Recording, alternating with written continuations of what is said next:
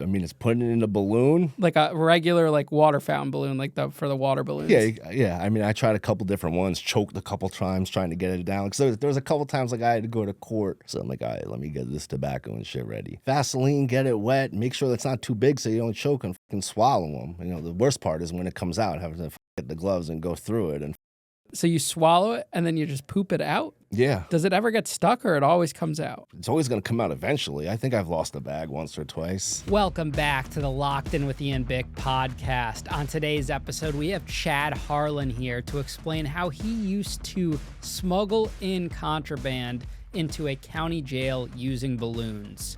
Thank you guys so much to everyone who tagged me in their Spotify Wrapped Up last week. It was absolutely amazing seeing all of you guys that were showing off how I was one of the top podcasts that they listened to, whether you were in the top 1%, 5%, 10%, 20%. I owe you guys the world. We have grown so much in just 11 months. And to be a top podcast on Spotify, it really is amazing. And it means the absolute world that you guys take time out of your day once a week or twice a week if you're listening and watching both episodes to tune into this show. So excited for this next upcoming year. We have a lot of big things in the works. I was just with Chevy Chase and Sylvester Stallone this weekend in Philly. Got some exciting events I'm going to in the coming weeks. And, hopefully we keep networking and keep getting some really big guests that we have in the works for 2024. Also want to give a huge shout out to Spotify for allowing us to now have video on all of our episodes. So if you are one of our Spotify listeners, you now have access to view the full video episodes in the app while you're watching the show. Thank you guys again from the bottom of my heart. We're really making a lot of changes in this world because of the show, and we're helping a lot of people. Sit back, relax, and get ready to lock in with Chad Harlan.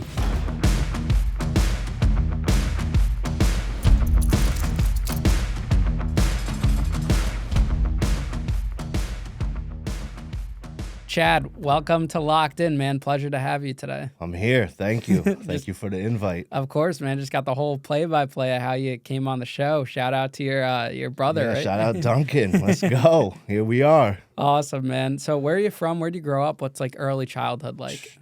Jersey Shore, the real Jersey Shore. None of that the funny MTV situation snooky shit like Belmar, Asbury Park, Neptune, Monmouth County, Jersey Shore on the beach.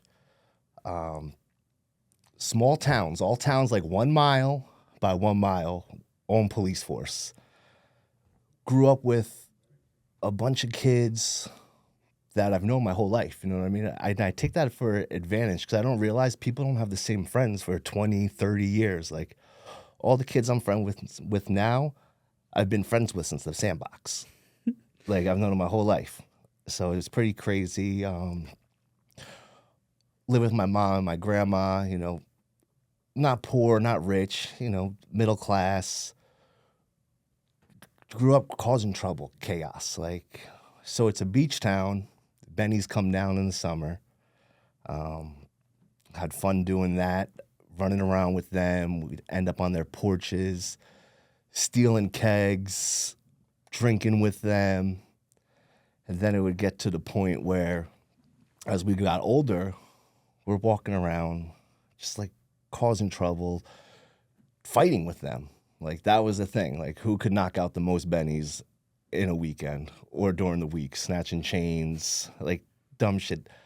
Going to DJs, pulling their girls, bringing them back to our house, getting them all coked up for the weekend, dogging them out, and then sending them back to their boyfriends.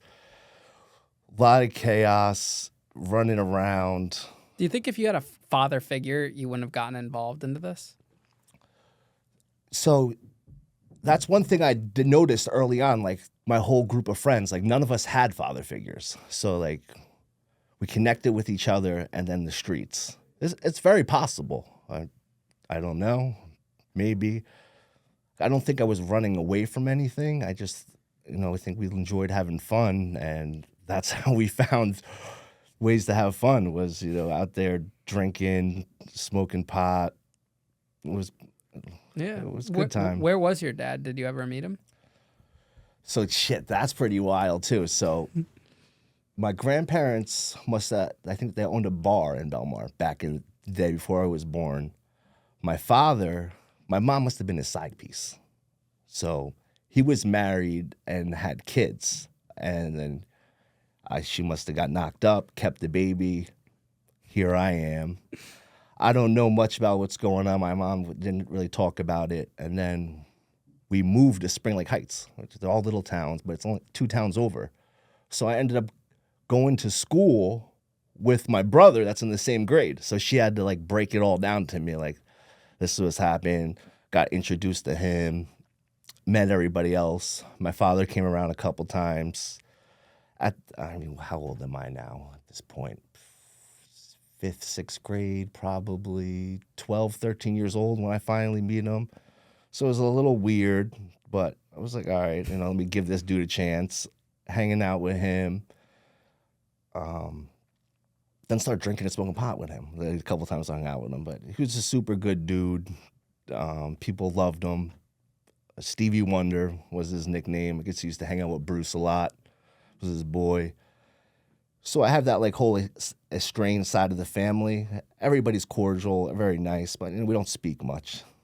You know who you look like? Who do I look like? Logic. You had him on here. People tell me that I look like Logic, but you really look like, you have like the facial features and the glasses. Do you get that at all? I don't. I rap better than him though. So yeah, you look like Logic. And then Shane, our video guy, said you look like Macklemore too. Macklemore and Logic. I rap better than both of them. So. And you got the voice kind of too a little bit.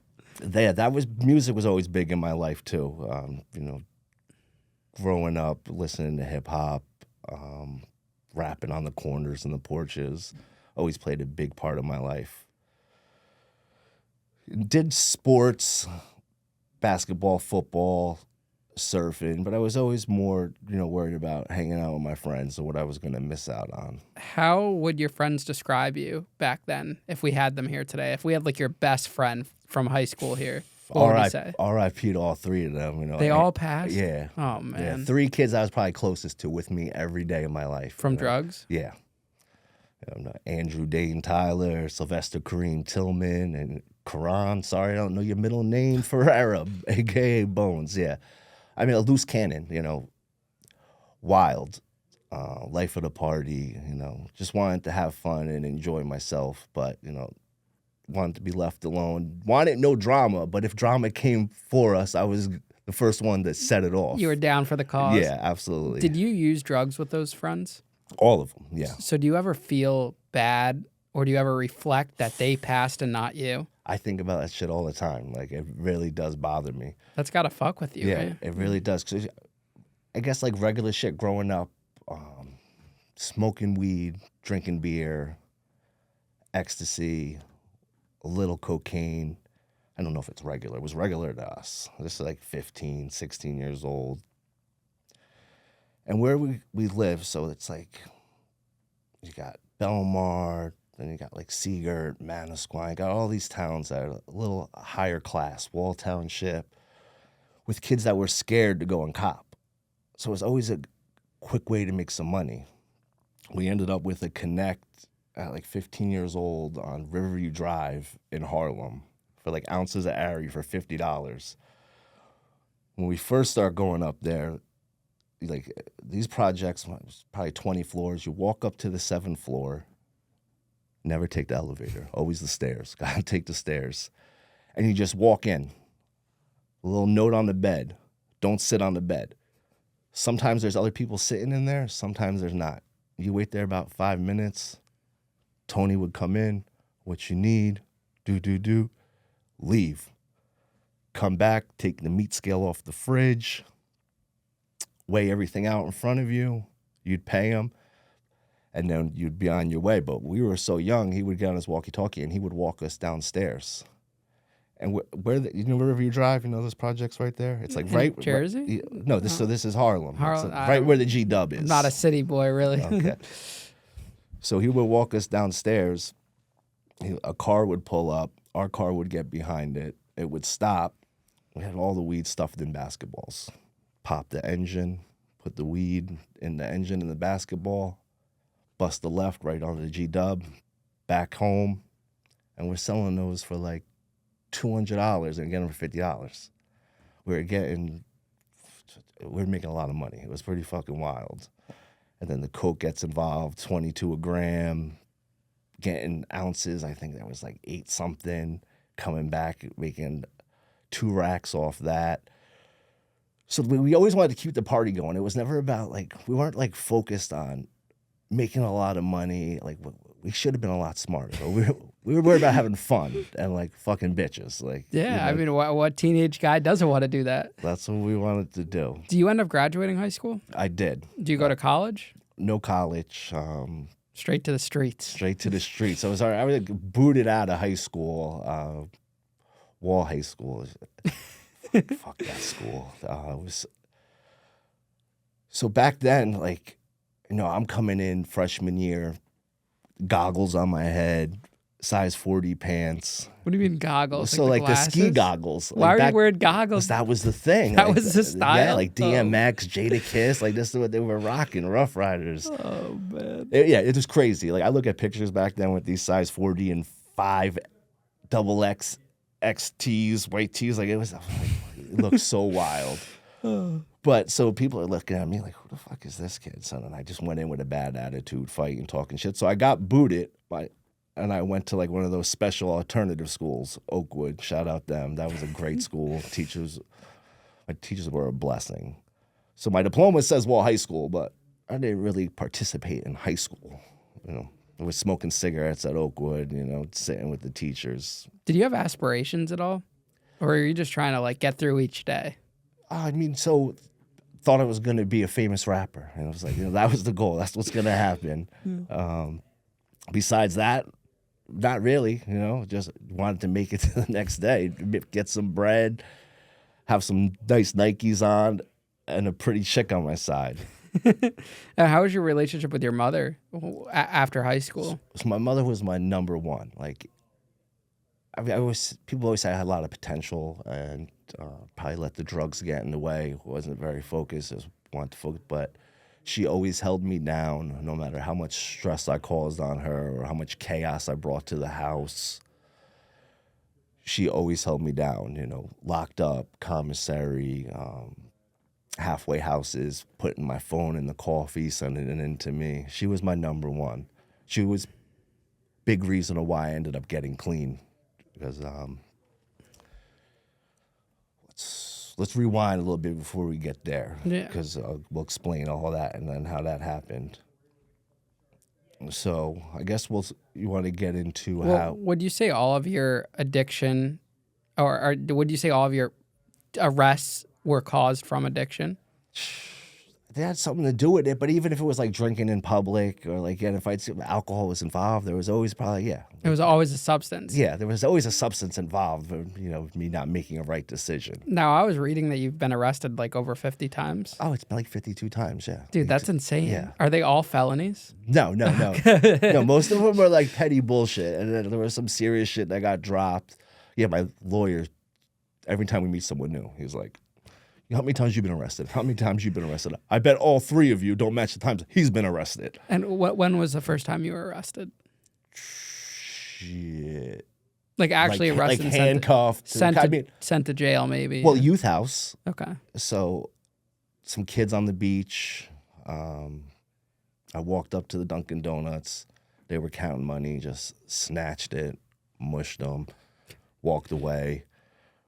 We went, found a bum, buy us some alcohol. We got a dub, went to the woods, smoked it. And let's not go back to the beach, guys. They're like, we're going back to the beach.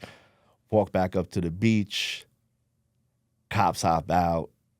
It was like a prosecutor's son and like a chief of police or something from up north somewhere. Yeah. Straight to the youth house. Wow. So when does your addiction really get bad? So that gets bad. No problem. I mean, I guess there was a problem because I'm getting arrested all these times for drinking, but I didn't think there was an issue. I'm making decent money, selling the weed and the coke, partying. Now my plug, I had a plug down in town for the coke. Was a little more expensive, but I didn't have to take the ride to the city for it. he kept trying to give me heroin. And I'm like, I don't know anybody that does that. Like, I don't want no parts of that. Like, I got, like one person that does that. Like, I'm not fucking with that. So he's always in the back of in my ear, let me drop you this off. Da, da, da. Kid calls me one day. He's like, I'm super dope sick. I know you could get me something. Please. I'm like, all right, one time I'll make a call. I'm like, I don't know what's gonna happen. I make the call. I'm like, yo, he's at my crib in 5 minutes. Drops, here, do this. You owe me this. Rest is yours. I'm like, all right. Kid comes over. I serve him. 2 days later, someone else comes over. All of a sudden, I'm out of everything he gave me, and I'm looking at the money. I'm like, oh, there's money in this shit. So, blow up off of it. Like, when I say blow up, I'm making, $2,500 a day. Like, I was never nothing. Great money. Nothing. Yeah, but you know what I mean? People would come on here. I was selling fucking pounds. I was picking up a pound at a time, a couple of ounces, I did get up to like 25 bricks of heroin at one time. But so by doing that, having it on me all the time, making the extra money, I'm sniffing more of the cocaine that I have because I can replace it with the money that I'm making from the dope. You ever done drugs? You ever done any cocaine? Never, no. Okay. I have friends that do coke, Yeah. but yeah. So yeah, it's a fun party drug, but then you do too much, like you start getting this cocaine psychosis. And I would bug out. I'd be on the roof with a pistol, talking about the feds are coming, freaking out, waving it around. And my boys used to laugh at me and be like, yo, you get high and start looking for the police. What's wrong with you? I'm like, shut the fuck up. So like I'm all geeked out one night. A bunch of people over. We have some bitches coming over. And they're like, dog, you gotta chill out. Like, you're gonna scare these girls. Like, and then my boy pulls me aside. He's like, do one of those bags you got. I'm like, no, fuck that. He was like, yo, you gotta chill out. You'll chill out. You'll come down. You'll be relaxed. So after going back and forth, I'm like, all right, fuck it. Snip, reel a bag. Instant, G mode. Feel great. Not geeking out from the coke anymore. Great night. End up laid up with something pretty. I wake up in the morning, I'm like, oh, that wasn't that, all right. So now, every time I'm doing too much cocaine and I get like that, I'm sniffing a bag dope. That goes on probably like 2 weeks. I will never forget this day. I wake up Saturday morning, like, I don't feel right. Like, something's wrong. Like, am I sick? I call one of my friends up. He's like, you got a chippy. I'm like, a chippy? I'm like, what the fuck's a chippy? He was like, you're dope sick. I'm like, no, get the fuck out of here. He was like, sniff a bag, see what happens. Sniff a bag. Boom. Hot. Got my high on. I'm ready to go for the day. If I knew where it was going to take me, Jesus Christ. So what is being dope sick exactly? As a former addict like yourself, break down what it is and what the feeling is. So everybody experiences it differently. I mean, you're crawling out of your skin. You can't keep nothing down. You're hot and cold. Can't sleep. Sweating. Fluids coming out of both ends. And it's basically like COVID. 'Cause after having COVID, I'm like, oh, this is nothing. It's like being dope sick. That shit's light. It's exactly what it's like. It's like having COVID. But you can sniff a little bag and it's going to go away. But that's with real heroin. Like, the game's fucked up now with this trank and fentanyl. Like, it does completely different things. It lasts longer. It's so fucked up. When you were doing dope back then, were you worried about fentanyl at all, or is this different? Not at first. The first 5 years, it was straight heroin. Where did fentanyl come from? How did this become this big, epidemic? I mean, how did heroin become the epidemic? The government, with these pills and shit. But we won't get into that. So basically, I would assume to make the heroin, it takes land. They got to grow it. They got to process it. All takes time and money. This fentanyl's made in a lab. They just fucking got some scientists fucking in a lab coat fucking mixing some shit together and poof. So people, I don't know if it's the cartels, whoever the fuck realized like this is a lot cheaper and a lot quicker to get a return on our money. I think that's how it happened. I mean, that wouldn't make sense to me. So they're doing it for cost purposes. Cost and time. But it's also... you got to grow the poppy plants and process them. Fentanyl is deadlier than... Absolutely. Yeah. Way deadlier. It's like, I mean, I guess people always OD'd off of heroin, but not like... To the point where they're dying? Yeah, well, yeah. What about cocaine? Like, I know people can die from a cocaine overdose with fentanyl laced in it. But that's if there's... Yeah, anything that fentanyl's touching, you could die from. I mean, I shot so much cocaine. So will straight up coke kill you?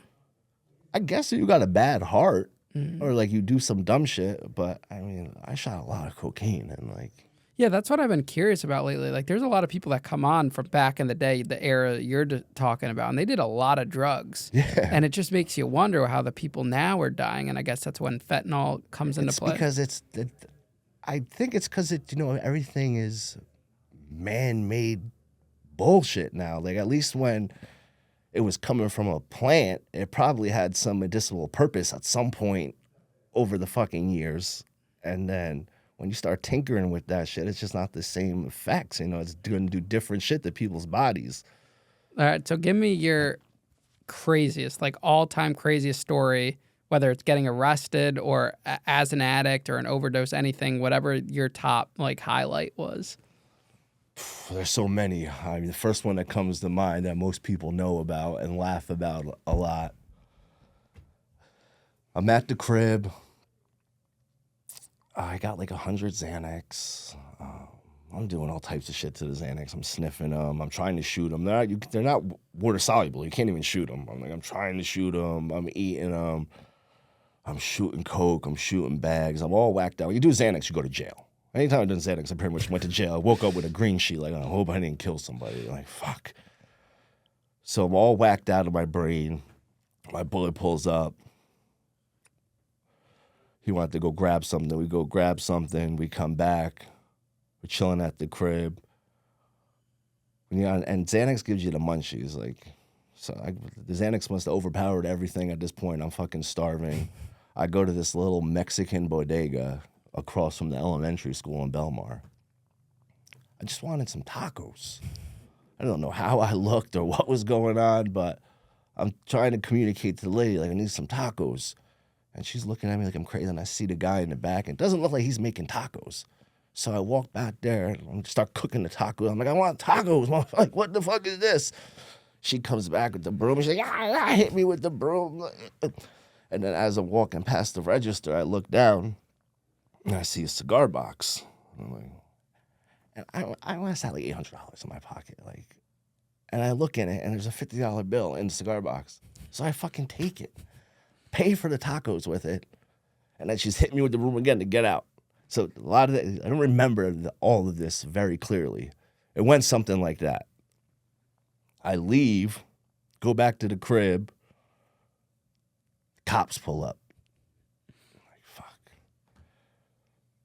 I'd been into the house twice now, so my mom knows I left, doesn't know I came back to the crib.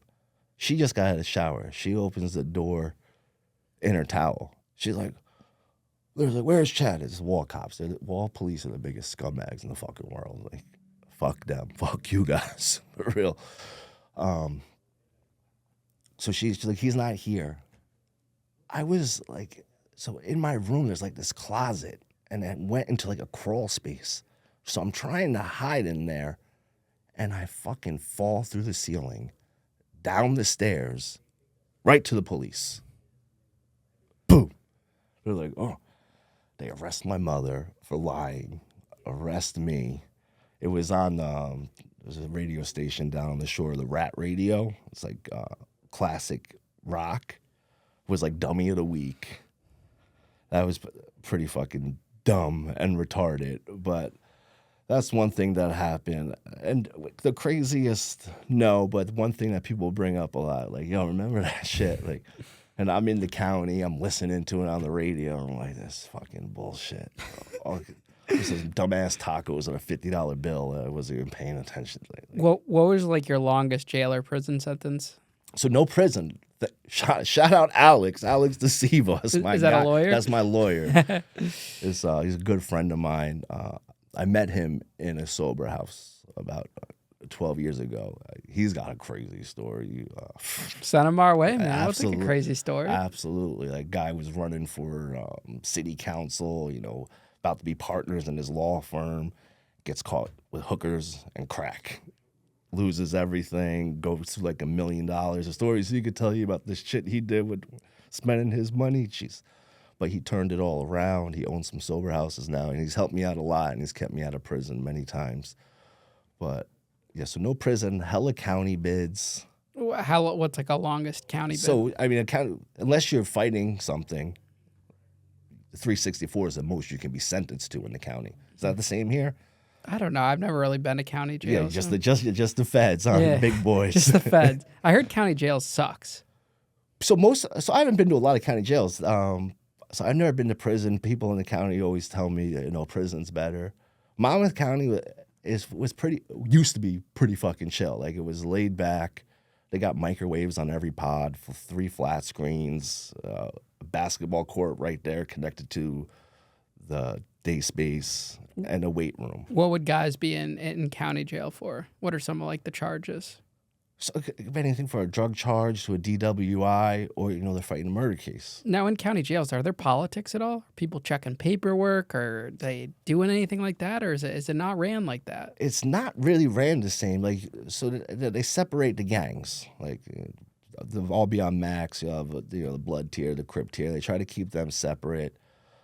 The cops will tell you if there's a kitty toucher.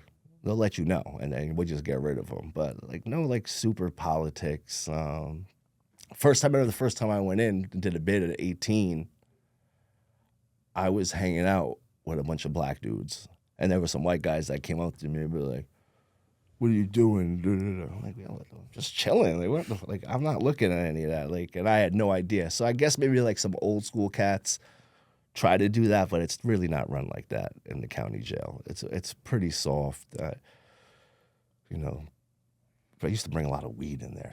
You would bring weed into the county jail? Yeah, absolutely. How do you get weed into the county jail? So the way their processing used to be set up, now they got this dumbass metal detector that I think's like an X-ray machine, but it's only checking metal.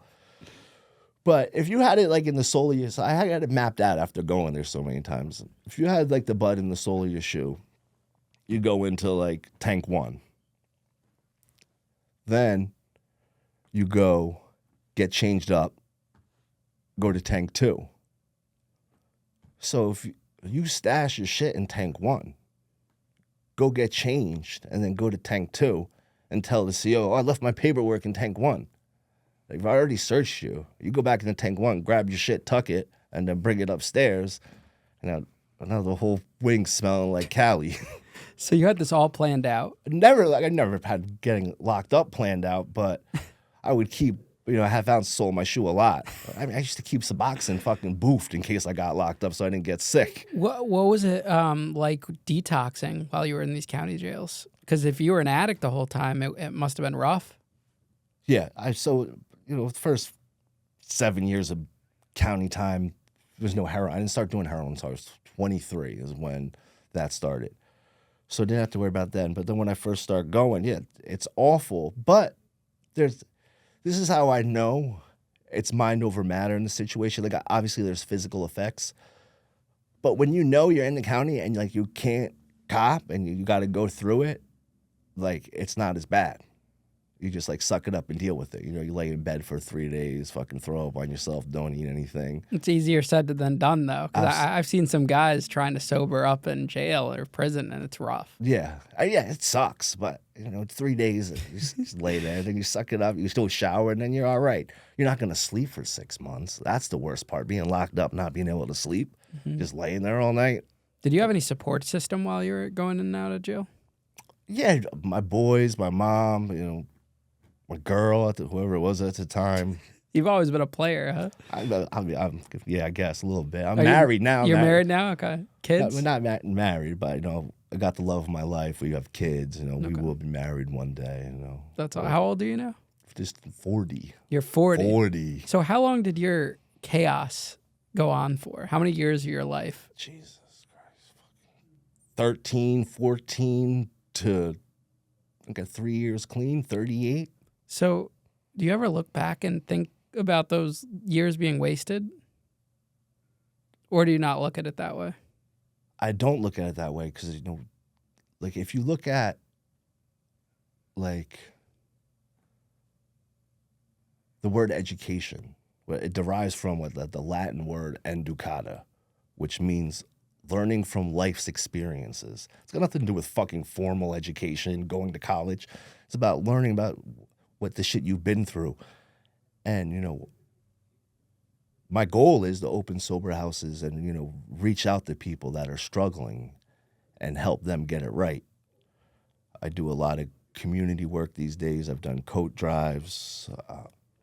I work with a community health center.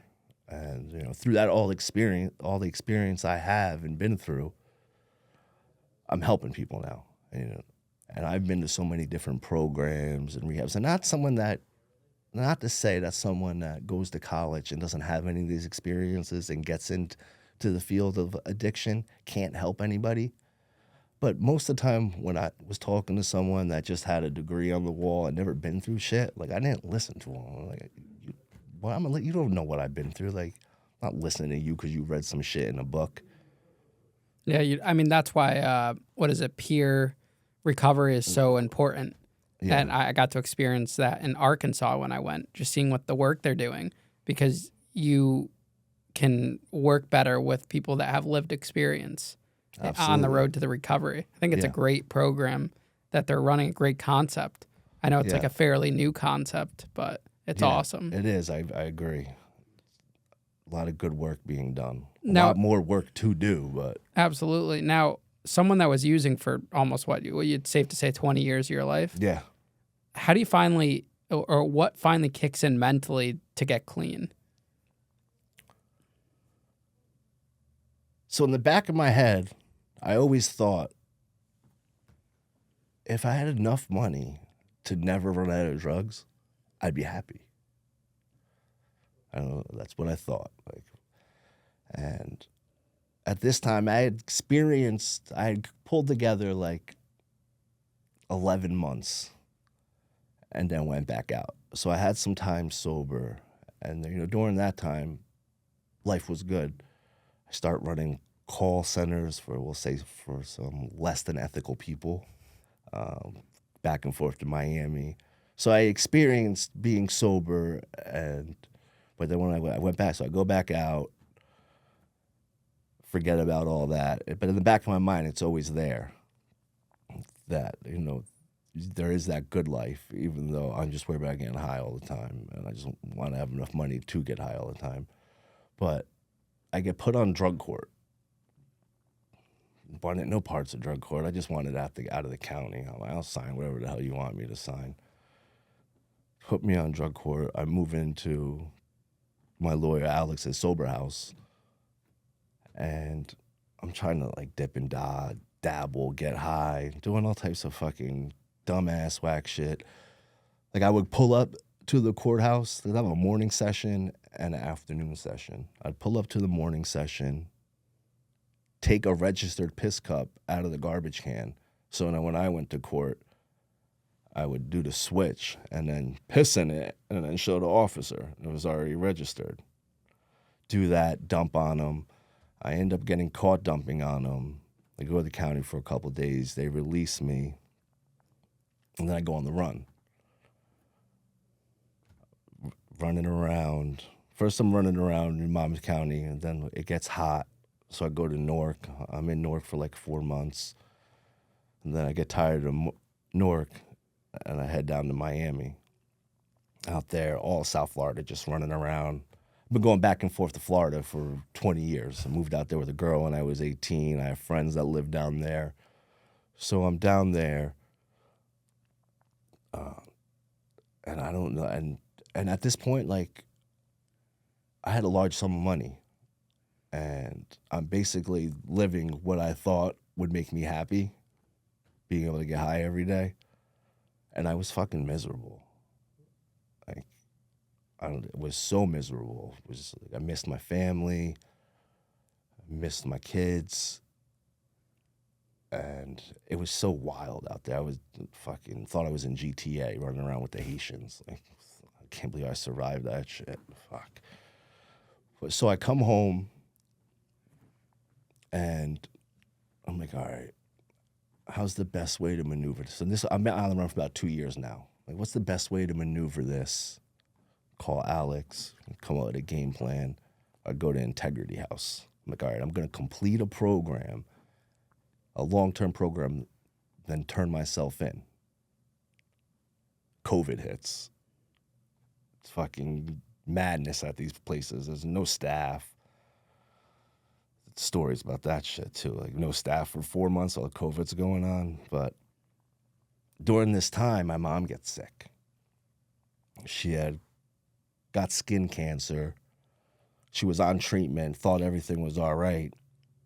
And she smuggled my phone to me. I'm texting her, and her texts are like super off one day. So I'm like, there's something wrong. I hit some of my boys. I hit my girl. I'm like, someone's got to go check on Mama Jane. Like, something's not right.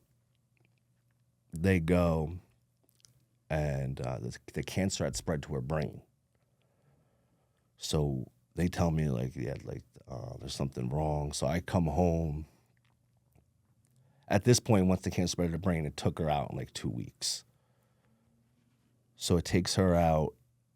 We have her funeral. I'm like super depressed. I thought I was like on the road to do the right thing. I was going to turn myself in, complete this program. That happens. I start getting high again. I'm just copping and going to bed. And I don't think I talked to anybody for 3 months. My girl, nobody. I just get high and lay there. But I was still, I had to do a couple sales here and there, make some money to continue to do what I was doing. A kid must have got caught up doing some dumb shit. Brought the sheriffs to my house. I served him. I follow him outside. As he's walking to the car, these dumbass sheriffs that brought him there run down on him. I see this. Take off. Pew! I'm on my Jason Bourne shit. I'm on Pete and Elba's roof, running through chicken fucking coops. It was fucking a getaway. So now I can't go back home. I don't want my girl to get charged with harboring a fugitive. My number one's gone. And I'm like, damn. I'm like, what the fuck? And like in the back of my head, I'm like remembering,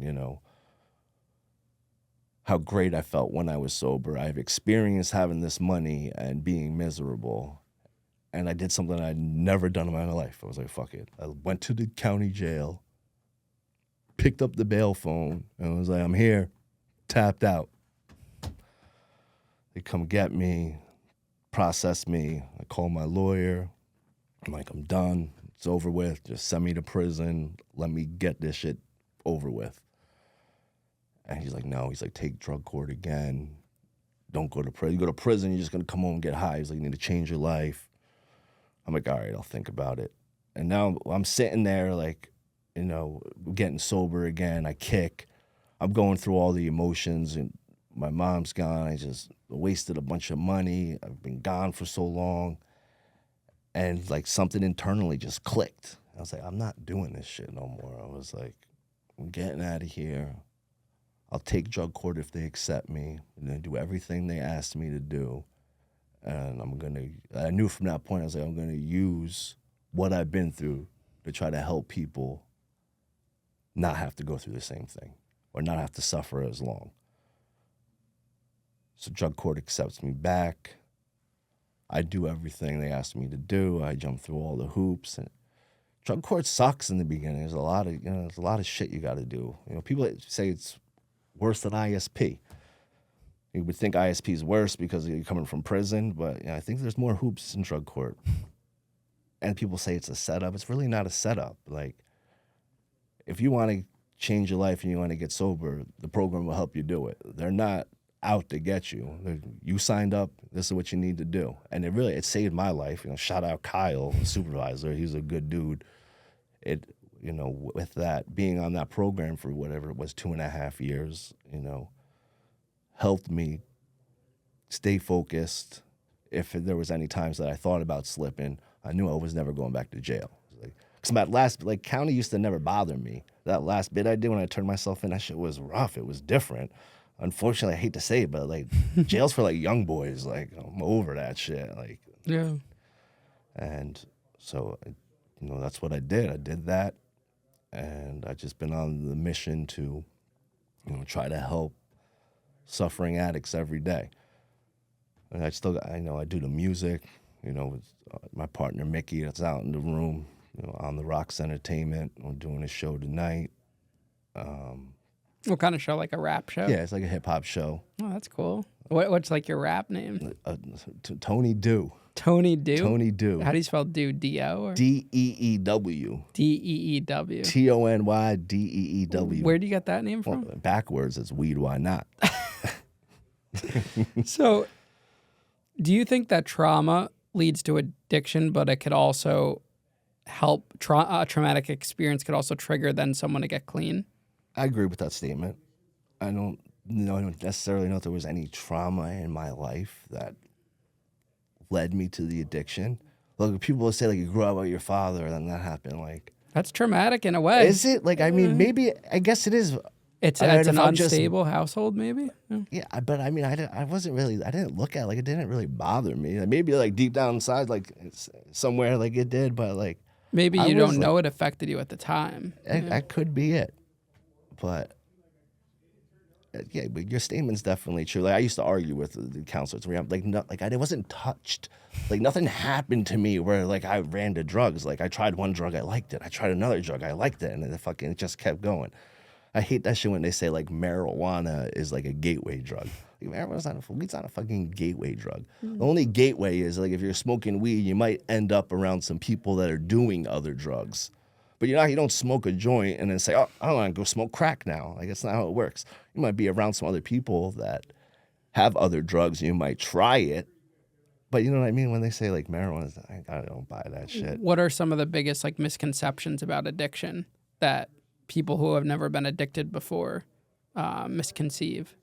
That it's a fucking disease. I used to not think that too, but and if you have a hard time thinking of it that way, when you do drugs, are you in dis-ease of yourself? You are. It really is.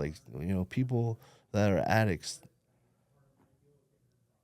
they don't, most of the time, at some point, they don't even want to be doing what they're doing anymore. But they don't know how to stop, or they can't stop. They don't want to be sick. And they still have to go to work. They still have to raise their kids. They still have to do everything they have to do. They can't just time out and fucking lay there for 2 weeks or however long it's going to be now with the fentanyl. So that fentanyl and trank is super different. That shit. The trank is giving people their own psychosis. It's opening wounds. It's a fucking bull tranquilizer. Yeah, I saw someone that we just had from Philly the other day. He was showing us pictures of what it's doing to people's skin and shit. Yeah, it doesn't matter if you shoot it, sniff it, smoke it, it will do that. Why are people doing this? They just want to get high. They're not And is it easier to access? That's all that's there. There's no heroin anymore. You do some drug tests, and heroin, opiates are not popping up. You got dipsticks, fentanyl, and trank. And they're putting the trank in the coke, they're putting it in the weed. I don't know who's doing it. But it's just killing people. What do you ever have temptations to use again? And how do you kind of fight off those temptations? So with the opiates, no. And then drinking, no. Because I know I could probably have 2 beers. I might be able to do that for a year. I might be able to do that for 2 years. But eventually, I'm going to maybe have 2 beers and a shot. And if I get too tipsy, I'm going to end up on a block smoking crack, shooting dope. But you know what I mean? That's what's going to happen. So I know drinking will always lead me there. The opiates, not at all. After everything I've been through, after all the people I've buried, it's I said my 3 best friends. But besides that, countless kids I grew up with, dead, overdosed.